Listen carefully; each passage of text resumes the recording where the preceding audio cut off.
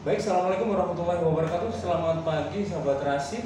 Di hari ini di ngobrol bareng ya, saya datang ke kantor Basnas di Kabupaten Magetan. Dan hari ini kita ketemu dengan Bapak Kepala Basnas Ketua Basnas Kabupaten Magetan, Bapak Sumarno Abdul Aziz. Ini kayaknya Basnas bisa dibilang tugas berat juga Bapak ya, untuk menghimpun waktunya kita untuk membayar zakat. Karena zakat adalah wajib untuk dibayarkan gitu Pak di bulan Ramadan ini. Nah Bapak, kalau bisa dibilang kewajiban untuk membayar zakat itu seperti apa untuk kita yang beragama Islam? Baik, terima kasih. Selamat datang. Betul bahwa pada prinsipnya membayar zakat itu adalah merupakan kewajiban umat Islam, karena membayar zakat itu adalah bagian daripada rukun Islam yang ketiga. Semua Muslim saya kira sudah tahu itu. Hanya perlu diketahui secara keseluruhan, ternyata juga tidak semua umat Islam sudah mengetahui tentang apa itu zakat fitrah, seberapa nisabnya, besarannya, jumlah zakatnya, bagaimana cara membayar. Maka barangkali melalui podcast ini kita bisa sedikit berbagi agar bisa menjadi tambahan pengetahuan bagi umat Islam secara keseluruhan. Begini, jadi secara keseluruhan bahwa zakat itu bisa dibagi menjadi dua bagian. Yang pertama namanya zakat mal, yakni zakat harta benda yang terdiri dari emas, perak, perniagaan, dan sekarang ada juga zakat profesi. Kemudian yang kedua yakni zakat fitrah. Nah, itu yang zakat mal itu bisa dibayar kapan saja, artinya tidak harus pada bulan Ramadan. Sementara untuk zakat fitrah, tentu semua Muslim sudah mengetahui bahwa zakat fitrah itu wajib dibayarkan oleh umat Islam hanya pada saat bulan Ramadan. Bahkan ada ketentuan waktu membayarnya, afdolnya adalah pada malam hari raya Idul Fitri. Tapi juga boleh dibayarkan zakat fitrah itu pada saat setelah memasuki bulan Ramadan. Gitu. Artinya tidak harus menunggu malam sebelum Lebaran. Ya, itu namanya afdol ya. Afdol itu lebih utama. Ya, hanya barangkali biasanya panitia itu kalau sudah malam hari raya Idul Fitri, semua secara pribadi juga punya tanggungan kewajiban masing-masing, sehingga biasanya itu kepada umat diserukan agar segera membayar zakat fitrah sebelum malam Idul Fitri, walaupun itu juga masih diterima dan memang afdolnya. Artinya untuk penyaluran juga kan butuh waktu dan sebagainya. Ya, gitu. Bapak, kalau terkait waktu yang terbaik, nah ini oke lah yang afdol memang di malam Lebaran gitu. Tapi kan kita mengetahui bahwa ini juga harus dibagikan, dihimpun dulu, disalurkan untuk penyaluran juga butuh proses. Ini yang paling bagus lagi apa sih Pak? Saya kira yang terbagus ya kita sama-sama menghargai, sama-sama bisa mengetahui ya. Jadi bagaimana umat ini merasa memiliki kewajiban, dan tentunya apabila kewajiban itu segera ditunaikan, saya kira akan sudah selesai kewajibannya. Begitu halnya dengan amil dalam hal ini sebagai penghimpun, pengelola dan penyalur zakat fitrah, tentunya akan lebih segera diselesaikan tugasnya, akan lebih sama-sama. Jadi yang pasti bahwa memulainya atau dibolehkannya membayar zakat fitrah itu setelah masuk bulan Ramadan. Ya, seperti prakteknya kita dari Basnas misalnya, itu khususnya untuk ASN di lingkungan pemerintah daerah Kabupaten Magetan maupun di lingkungan Kementerian Agama itu menyesuaikan karena PNS itu gajinya setiap tanggal 1, maka pada tanggal 1 itu sudah bisa dipotongkan gaji atau dibayarkan zakat fitrah itu melalui pemotongan gaji pada awal. Bapak, kalau jumlah ini kalau jumlah itu berapa ya? Jumlah zakat fitrah yang harus dibayarkan itu menurut ketentuan fikih itu adalah 2,5 kilogram. Kemudian ada beberapa pendapat yang menyatakan lebih afdolnya itu 2,7 kilogram. Bahkan menurut tausiah daripada Majelis Ulama Provinsi Jawa Timur, maka disarankan kepada umat Islam untuk membayar zakat fitrah itu sejumlah 3 kg. hal mana jumlah-jumlah yang ada itu bukan merubah syariat, tetapi itu untuk ikhtiar atau berhati-hati jangan sampai orang bayar zakat fitrah sampai kurang. Jadi batas minimalnya itu 2,5 tadi atau 2,7, tetapi itu batas minimal. Artinya kalau kurang jangan sampai, tapi kalau lebih itu boleh. Disarankan lebih, Pak, ya? Disarankan lebih, ya. Masa kita istilahnya bayar zakat fitrah setahun sekali aja sampai kurang, ini kan ya gimana rasa tanggung jawab kita sebagai umat Islam. Kalau hal terbaik ya untuk pembayaran zakat itu sebenarnya untuk bahan pokok atau mungkin sebenarnya uang. Ya, kalau zakat fitrah itu ketentuannya harus bahan makan pokok setempat.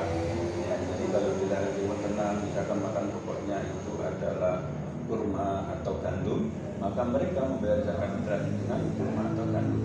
Di Indonesia secara umum makanan kita adalah nasi yang tentu bahan dasarnya adalah dari beras. Maka ulama sepakat bahwa membayar zakat fitrah itu semuanya dalam bentuk beras. Sedangkan membayar zakat fitrah dalam bentuk uang itu ikhtilaf, artinya ada perselisihan pendapat para alim ulama. Ada para alim ulama yang membolehkan membayar zakat fitrah dengan uang itu, tapi sifatnya masih amanah, artinya titipan dari muzaki, orang yang berkewajiban bayar zakat, membayar zakat dalam bentuk uang, tapi secara langsung itu mengamanahkan kepada amil untuk membelikan beras. Jadi amil punya kewajiban untuk bayar beras. Tapi juga ada sementara ulama yang memberikan pendapatnya bahwa membayar zakat fitrah dengan uang pun sudah dianggap. Ini kan mungkin ada kemudahan gitu untuk membayar. Ada orang yang memilih mudahnya dengan uang gitu, karena mungkin kesibukan atau lokasi dan sebagainya. Kalau membayar dengan uang sendiri seperti apa? Ya, sesuai dengan edaran Basnas yang sudah melalui satu rapat koordinasi, dan itu setiap tahun kita lakukan. Basnas menjelang Ramadan itu selalu mengadakan rapat koordinasi antara kami Basnas, kemudian pemerintah daerah, dan dalam hal ini juga dari Perindak, Kemenag, dan MUI.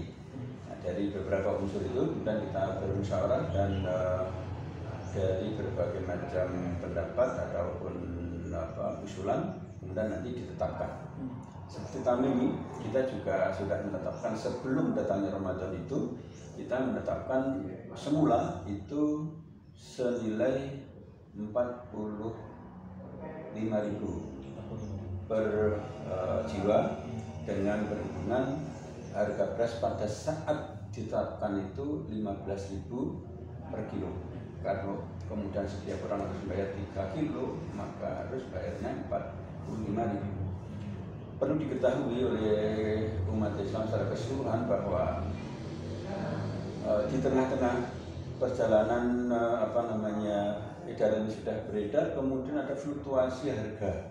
Dan itu terjadi betul di pasar, di masyarakat kan gitu. Maka kemudian atas saran dari semua unsur yang tadi ikut bermusyawarah itu, kemudian kita sepakat untuk menaikkan nilai uang itu menjadi harga berapa? 16.000 per kilo. Jadi sehingga jumlah yang dibayarkan adalah 48.000 rupiah untuk zakat fitrah tahun ini di Kabupaten Magetan.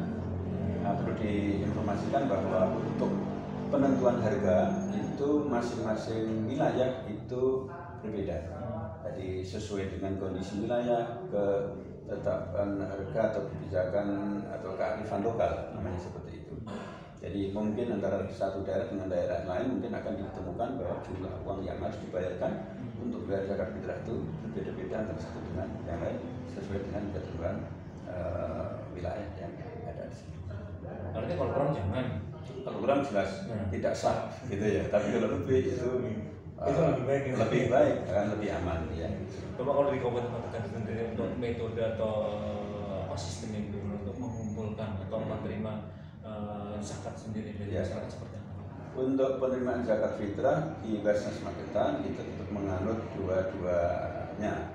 Jadi kita juga menerima muzaki yang mau membayar zakat fitrah itu dalam bentuk beras yang sudah ditakar oleh muzaki sendiri, kemudian diserahkan kepada kami dan kami juga terima. Kemudian ada sebagian besar tentu membayar dengan bentuk uang tunai, sehingga kami punya kewajiban untuk membelikan beras. Dan perlu diketahui bahwa di Magetan barangkali memang agak berbeda dengan basnas-basnas yang lain. Kita tahu ada berbagai macam kondisi di daerah tertentu itu basnas itu tidak menangani secara langsung penerimaan dan pengelolaan zakat fitrah.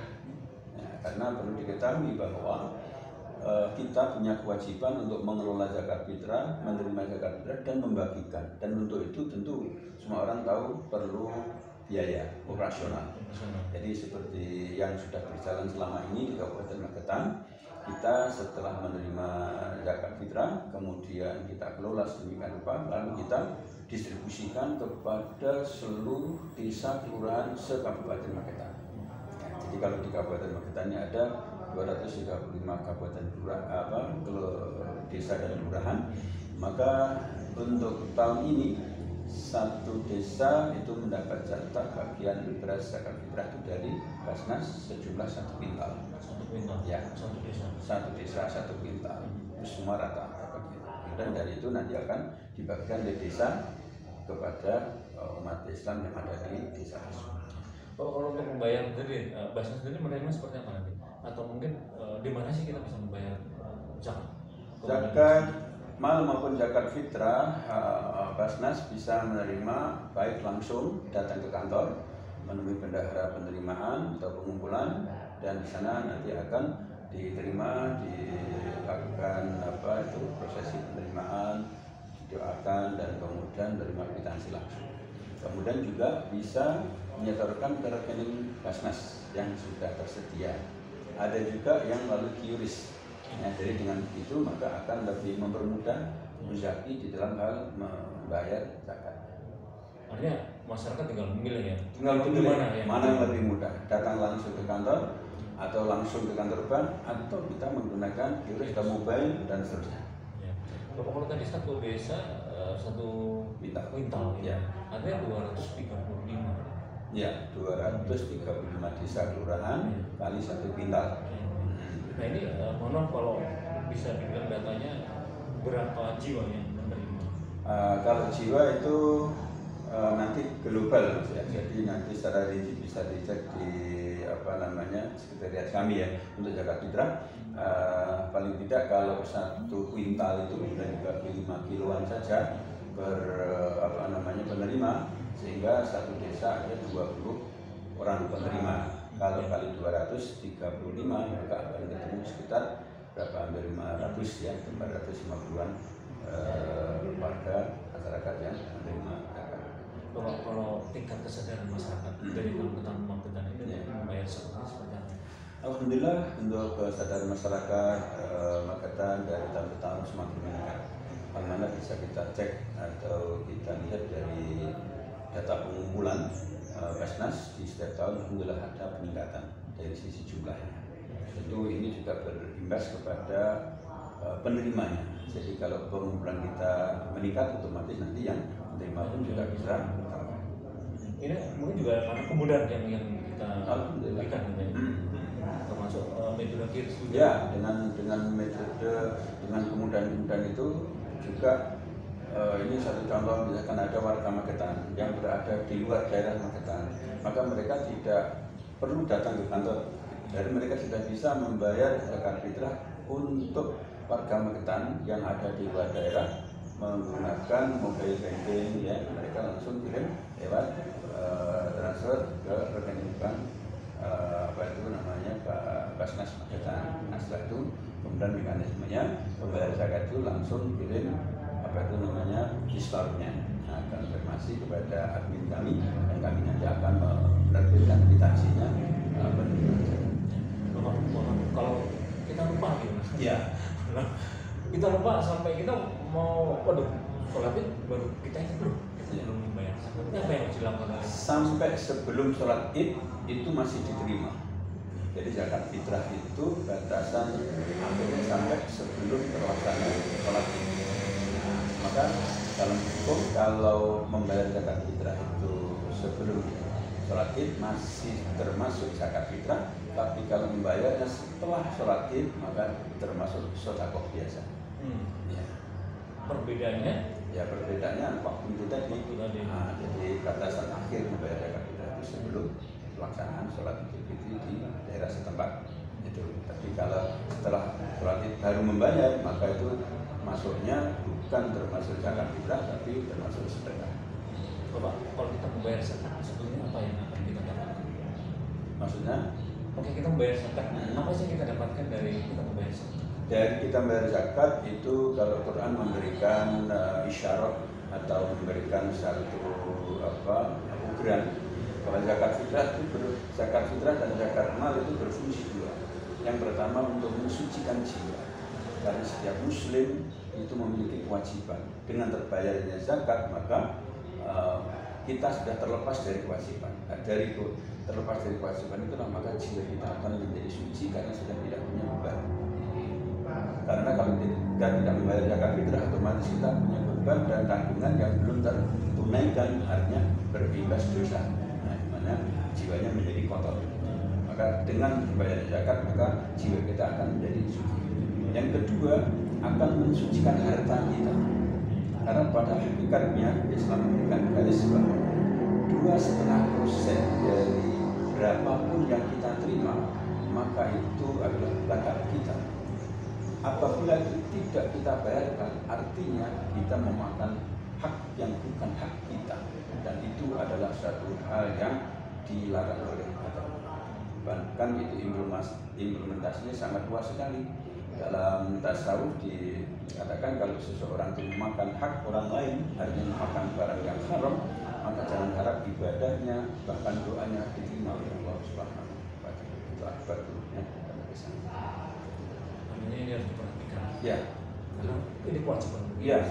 Dari kewajiban mana yang memang secara umum ya zakat itu merupakan rukun Islam yang dalam tanda kutip kurang mendapat perhatian dari umat Islam itu sendiri. Ya, sebab kita pengalaman dari safari kita ke beberapa daerah ini kita jumpai banyak umat Islam yang jangankan sadar membayar zakat, sedangkan istilah-istilah saja masih banyak yang belum paham. Contoh misalnya, untuk membayar zakat itu seseorang harus sudah memiliki harta mencapai nisab. Kata nisab itu sudah banyak orang hafal mengucapkan, tapi ternyata juga belum tahu nisab itu apa dan jumlahnya seberapa. Seperti itu. Nah, contoh praktis misalnya, kalau petani ya itu punya tanaman padi, menanamnya pada musim penghujan dan airnya tidak perlu beli, maka ketika dia panen sudah mencapai 1,4 ton, artinya 1 ton lebih 4 kuintal, maka dia harus bayar zakatnya 10%, yakni 1 kuintal lebih 40 kilo, itu per 10 dari penghasilannya. Tetapi kalau nanamnya musim kemarau, panennya juga musim kemarau, sehingga dalam proses penanaman sampai panen itu airnya harus membeli dan banyak biaya yang dikeluarkan, maka zakatnya bukan 10% tapi 5%. Itu seperti itu nisab gitu. Kalau penghasilan misalkan mengukur dengan harga emas. Jadi biasanya kalau seorang itu berpenghasilan, apakah dia pedagang, karyawan atau apapun, ketika dia punya penghasilan sudah senilai 85 gram emas, katakan suatu contoh misalkan harga emas itu 1 gram 1 juta, maka ketika seseorang itu punya penghasilan akumulasi 1 tahun itu 85 juta, maka artinya orang itu sudah memiliki harta cukup besar, maka baginya berkewajiban membayar zakat. Besaran zakat penghasilan itu 2,5%. Nah, cara mudahnya tadi, jadi kalau seseorang hartanya sudah mencapai nisab, maka dia membayar zakat 2,5%. Tapi kalau penghasilannya belum sampai nisab, maka itu namanya infak atau sedekah. Besarannya juga sama, 2,5%. Maka secara umum dapat dikatakan tadi bahwa kalau umat Islam ingin aman suci jiwanya, suci hartanya, maka berapapun yang kita terima rezeki itu, maka 2,5%-nya kita keluarkan. Segera langsung saat diterima, itu akan lebih utama. Sehingga apa? Ketika kita menerima, kemudian yang bukan hak kita sudah kita keluarkan, artinya yang akan kita manfaatkan itu sudah benar-benar bersih, suci, halal, hak kita. Itu berapapun mungkin yang kita miliki, maunya 1 bulan seseorang kan nggak tentu, kadang dapat 1 juta, ya. 2 juta. Makanya yang lebih tadi begitu. Jadi kalau dihitung akumulasi, katakan kalau pegawai ya, pegawai tetap itu biasanya kan gajinya juga tetap ya. Kalau gajinya tetap, maka ketika dihitung dalam 1 tahun itu penghasilannya sudah mencapai harga emas 85 gram, maka dia membayar zakatnya juga 2,5%, boleh dikeluarkan setahun sekali, boleh dikeluarkan setiap bulan. Jadi kalau kami sarankan untuk membayar zakat itu setiap kali menerima, yang itu akan lebih memudahkan, dan kalau orang Jawa bilang tidak awal. Awal itu kalau jumlahnya besar, biasanya mau mengeluarkan, ya kan gitu kan? Mikir betul, kalau banyak sekali ya kan gitu. Tapi kalau setiap bulan, katakan kalau 1 juta, ya kelipatan 1 juta, 1 juta itu zakatnya 2,5%-nya 25.000. Nah, kalau misalkan 6 juta ya hanya 150.000. Jadi uang 6 juta andai kata diambil 150.000 kan tidak terlalu terasa. Tapi kalau sudah diakumulasikan 1 tahun, cukup besar juga. Yang biasanya orang keluar imannya tadi. Memang harus bijaksana dong. Ya, itulah. Kalau terkait ini kan saat ini ya, harga kebutuhan pokok ini lagi naik semua. Maksudnya biasanya 9.000, tambah 10.000, ini naiknya luar biasa dari 15.000. Nah ini dampak daripada zakat terhadap masyarakat sampai hari ini sebenarnya untuk zakat kelihatannya belum ada perubahan ya. Artinya kita membaca bahwa tingkat kesadaran umat Islam untuk bayar zakat itu mereka rupanya tidak terpengaruh oleh meningkatnya harga tadi. Ya, jadi betapa besar rasa tanggung jawab mereka selaku seorang muslim yang memiliki satu kewajiban itu, maka dengan harga berapapun mereka tetap membayar, dan sampai hari ini tidak ada kecenderungan menurun misalnya, bahkan cenderung ada kenaikan. Tapi bagi warga yang tidak mampu, ini sangat membantu sekali. Di tengah harga yang cukup berasa cukup tinggi, harus sangat membantu mereka yang mungkin bukan petani dan mereka tidak mampu beras. Itulah adilnya Islam. Islam atau dalam ini Allah mensyariatkan agama ini memenuhi rasa keadilan semua pihak. Kalau cara gampangi wong Islam kuwi nek sing mampu yo bayar, sing gak mampu nopo. Nah, itu akan lebih simpel. Ya, yang kemudian tidak bagus itu orang yang tengah-tengah. Kadang-kadang suruh bayar zakat tidak mau, tapi kalau diberi zakat gengsi. Nah, ini tidak boleh, mestinya gitu. Jadi mestinya kita hitam putih saja.